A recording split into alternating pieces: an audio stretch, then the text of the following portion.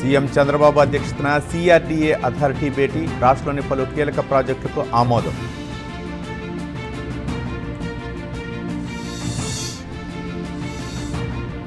నేడు చిలకలూరిపేటలో deputy CM పర్యటన, parents day కార్యక్రమానికి హాజరు కానున్న పవన్ కళ్యాణ్.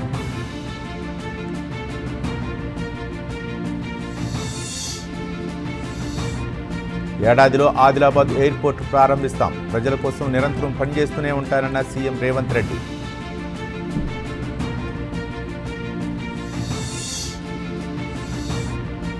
నేడు హైదరాబాద్లో భారత్-రష్యా 23వ శిఖరాగ్ర సమావేశంలో ప్రధాని మోదీతో ద్వైపాక్షిక చర్చలు జరపనున్న పుతిన్.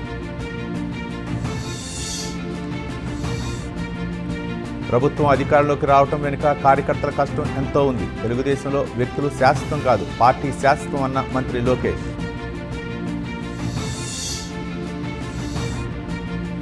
రైతుల గురించి జగన్ మాట్లాడటం హాస్యాస్పదం, వైసీపీ హయాంలో గాలి కుదిలేశారని మంత్రి నాదెండ్ల ఫైర్.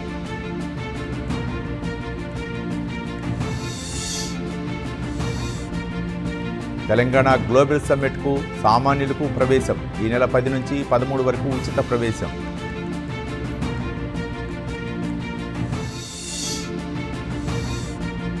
సూపర్ 6 పై మాట్లాడే అర్హత జగన్కు లేదు, సూపర్ 6 సూపర్ హిట్ అయిందన్న మంత్రి కందుల.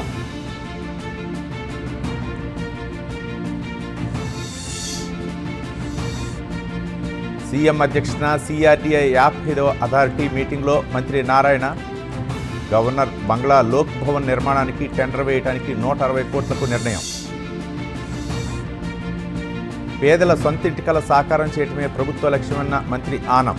నెల్లూరు జిల్లా ఆత్మకూరులో తాత్కాలిక డీడీఓ కార్యాలయం ప్రారంభం. వైసీపీ పాలనలో 66 మంది విద్యార్థులు చనిపోతే అప్పుడేం చేశారు? విద్యార్థుల మృతులపై జగన్ చేసిన వ్యాఖ్యలకు మంత్రి సంధ్యారాణి కౌంటర్. శ్రీ సత్యసాయి జిల్లా పెనుగొండలో నూతన డీడీఓ కార్యాలయ ప్రారంభోత్సవం, కూటమి ప్రభుత్వం పాలనను ప్రజల చెంతకు చేర్చిందన్న మంత్రి సవిత. ఉప్పల ఫ్లైఓవర్ను పరిశీలించిన జాగృతి అధ్యక్షురాలు కవిత. ప్రభుత్వాలు మారుతున్నా ప్రజల పరిస్థితి మారటం లేదని ఫైర్.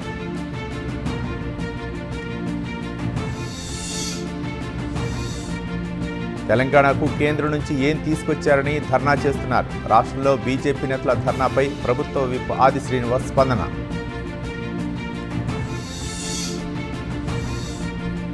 పశ్చిమ గోదావరి జిల్లా తణుకులో ఉచిత వైద్య శిబిరం, క్యాన్సర్ వ్యాధి వ్యాప్తిపై ప్రజలు అప్రమత్తంగా ఉండాలన్న ఎమ్మెల్యే రాధాకృష్ణ.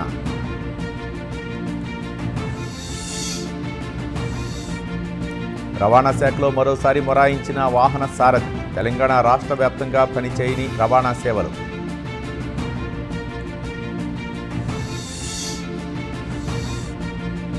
ఐబొమ్మ రవి కస్టడీ పిటిషన్లపై ముగిసిన వాదనలు, బెయిల్ కస్టడీ పిటిషన్లపై నేడు నాంపల్లి కోర్టు తీర్పు.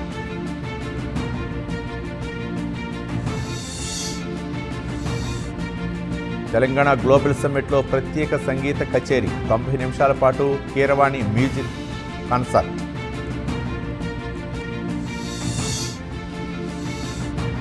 కడప మేయర్కు ఈసీ బిగ్ షాక్, కొత్త మేయర్ను ఎన్నుకోవాలని ఆదేశం.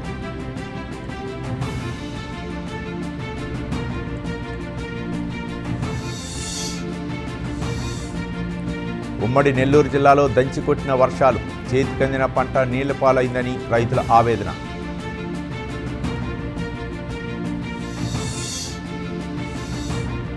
ఛత్తీస్గఢ్ బీజాపూర్లో మళ్లీ ఎన్కౌంటర్, భద్రతా బలగాలు మావోయిస్టుల మధ్య మరోసారి ఎదురుకాల్పులు.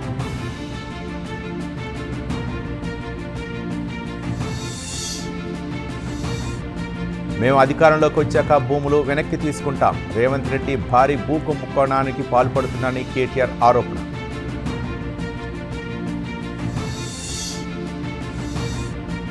తెలంగాణలో రిజర్వేషన్లపై దాఖలైన 6 పిటిషన్లపై హైకోర్టు విచారణ, పంచాయతీ ఎన్నికల రిజర్వేషన్లో జోక్యం చేసుకోలేమని స్పష్టీకరణ.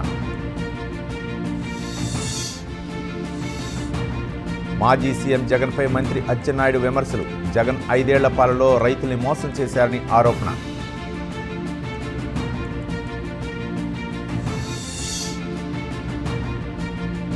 నటుడు బాలకృష్ణ అఖండ 2 సినిమా వాయిదా, పలు అనివార్య కారణాల వల్ల వాయిదా పడిందన్న 14 రీల్స్ సంస్థ.